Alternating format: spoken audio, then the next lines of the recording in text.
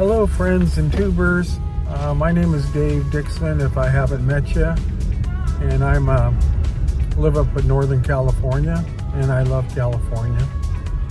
I wanted to say that. Today what I wanted to talk about was van life, because initially when I heard about it and saw it, it was all very, very positive. And it had to do with a lot of people around COVID especially decided to get in a van and start traveling all over the country. It's appealing because it's kind of like you're on vacation all the time, or that's what it seemed like. And there was a lot of positive stories on that. And I still, even at that time, I still thought that that might not be the reality of it. So I was watching a YouTube video yesterday, and it had to do with a younger lady, and apparently she had gone through a really terrible divorce, and her divorce caused her to lose a house, and they lost, had a lot of debt and stuff that was involved with it. It was really bad. And then she was talking about her life, her van life, which was more like just kind of living in the car, because she had no other options. But she really did appreciate the part that she had a car. And kind of in the middle of the video, she really literally just broke down, saying that she doesn't want to live in a car. She was forced to live in a car, and there's a lot of scary things that happen, that scared her, and she doesn't want to live in a car anymore. And it got me to thinking about van life, because as you may or may not know, I'm making a van for van life. I'm on a slow build on it, but I'm excited about it. And it made me think, why do some people get into van life? They talk about it quite a bit, that the rents are exorbitant. A lot of times the people don't own a house, so they are just paying their rent, and the rent keeps going up and up and up. I know we had a family at our church, and their rent zoomed up really quick, like $800 a month. It was almost like not legal, but it was legal. And so it forced them to have to move out of the house that they were renting. And so I think a lot of people there's a lot of competition for rentals, and a lot of people, landlords, are raising the rents because the market tells them that they can do that. And then people that are making this month-to-month rent, which the people that live next door to us, they actually were renting that house out, and it was $3,000 a month.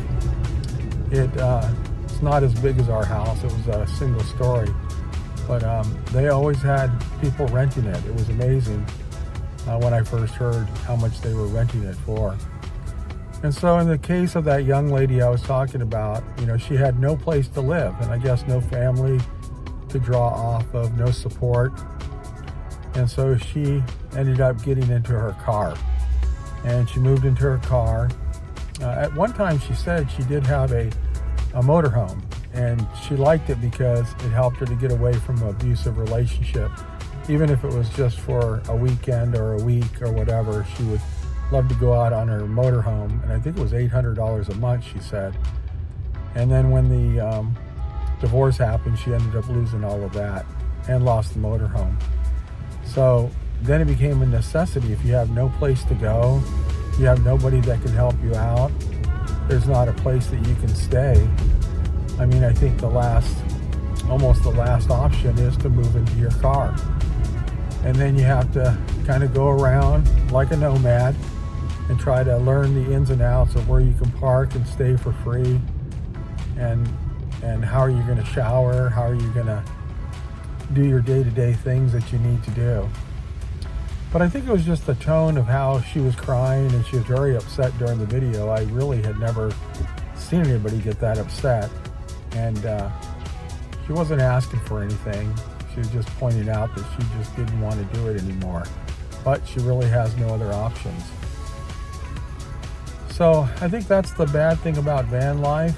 I notice a lot of people are quitting van life and they're looking for something more stable. They're getting back into a house. I've actually seen quite a few people that were on Vanlife. A lot of them are solo. One of them is a couple, and they just are calling it quits. They're done with it. And their reasoning is all different, you know. So I see interviews of really old people, you know, I would say in their 80s, that are living in their cars or sometimes in a dilapidated looking van. And I keep thinking to myself, they just can't be happy doing that. But they appear to be happy. They're free, and they're free from the freedom of rent. But, you know, basically traveling down to Arizona, and then in the summertime they may travel up to Montana. But even having trouble making ends meet, you know, so they have a lot of jobs that you can do. But I think overall, for me, that's not what I'm looking at in terms of van life. I would like to have a vehicle that's really set up for van life. In a lot of ways, it's kind of like my hot rods. I'm more interested in the build than I am in probably the traveling. I do plan on using it. I don't know how much I'm going to stay in it, you know, because I just want to take all of the good information that I've gotten and try to incorporate it into my project. And there's a lot of good information out there. And a lot of people, you know, they don't see that information, so they just start down the wrong road. I had mentioned before, I saw one where the lady just gave up van life. And she had put so much time and money into her interior of her van. It looked stunning, it looked great. But not as much into her engine and transmission and drivetrain. And so it seemed to be like nickeling and diming her to death. But I think those are the kind of things that you have to take care of and have a very reliable, you know, vehicle to begin with. And I think that will make the overall experience a lot better. So I just wanted to talk a little bit about that and just my impression on it. My timeline is really 3 years. Once I get it, the four-wheel drive installed on it, I do plan on driving it quite a bit. And if there's a problem with it, or whether there is or not, I'll probably go through like the radiator, go through the water pump, change those things out, and just keep improving it, you know, as I go through it. And I'm not going to say I'm trying to break it, but I'm going to probably try to break it. If it's going to break, I would rather it break while I'm 10 or 15 miles away from my home. Luckily for my van, it is towable, or, you know, you can get a flatbed and get it to my mechanic rather than having to be stuck in the middle of the Arizona desert. So always better to try to take care of it at that point. And then mine is also going to be a stealth van. And so I will be parking it at my house. It was parked behind my truck on the street. And I'd see people kind of looking at it and stuff, but it was pretty obvious nobody was in it because it's a window van, so you could clearly see. And I'm going to try to keep that same thing open. My idea was to build a loft in the back of it at the top, so that even if somebody were looking inside there, they wouldn't be able to see that there was anybody in there. In that little loft, which would be kind of like an enclosed little cave, I would have my bed and my sleeping light, you know, and also I would have the ability to heat it and then also to cool it without having to heat or cool the whole van. Now, once I get ready to get up in the morning, I can turn the heater on in the regular van part of it and use it that way. So I've got a lot of ideas that I want to incorporate, but none of these are my ideas. They're ideas that I've seen and watching hundreds of videos on it.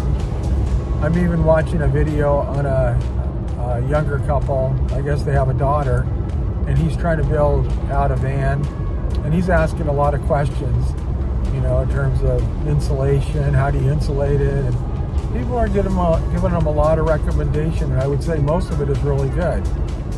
So I even learned from those. I learned from videos. of vans that were done wrong, or they later found out this was not right. You can learn a lot from that. So that's my goal in creating my van for van life, and I just wanted to share that with you. Thank you for finding me. I hope you will subscribe so we can stay in contact, and we can continue to talk about this in the future. Thank you much, and have a great day.